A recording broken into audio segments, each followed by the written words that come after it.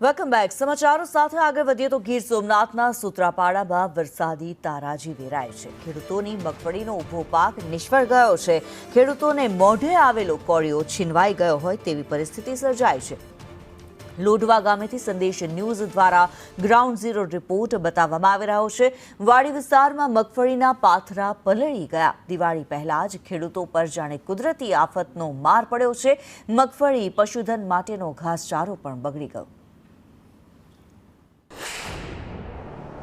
ગીર સોમનાથ જિલ્લામાં છેલ્લા 2 દિવસથી મેઘરાજા મન મૂકીને ફરી વરસી રહ્યા છે અને જેના પગલે જે ખેડૂતો છે તે ખેડૂતો ક્યાંક ને ક્યાંક ચિંતામાં મુકાણા છે. ઊભો પાક કહી શકાય કે મોઢે આવેલો કોળિયો છીનવાઈ રહ્યો છે. આ દ્રશ્ય છે લોઢવાના વાડી વિસ્તારના દ્રશ્ય છે.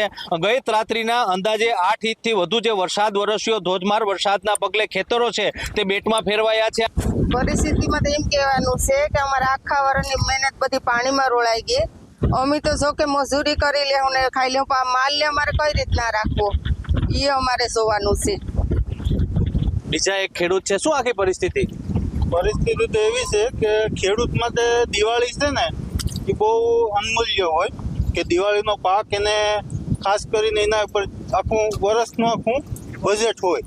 પણ આ 2 દિવસથી આ વરસાદ ખેડૂતનું પાક બધી નષ્ટ કરી નાખ્યો. કારણ કે આને કાઢવા માટે ખર્ચો આવશે.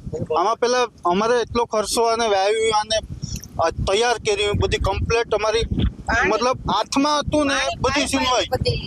હા ભાઈ, અટાણે આમાં 4 મહિનાની મહેનત છે. અટાણે આ 2 દિવસથી વરસાદ વરસે હવે અમારે તો ઠીક છે, બધી તો બીજું બધું હેલ્યું જાય, પણ અમારે સારા વેગેનો અમારે શું કરવું, માલને કેમ રાખવો પહેલાં તો એ પ્રશ્ન છે. પછી આમાં ગાયું હોય આપણે તો સારો ત્યાં વેચાતી પટાણે મળે એમ નથી, બરાબર? તો પછી અમારે હવે શું વિચારવાનું? હાલ જે જગતનો તાત છે, જે ખેડૂત છે તે ચિંતાતુર બન્યો છે. રાકેશ આહિર, સંદેશ ન્યૂઝ, ગીર સોમનાથ.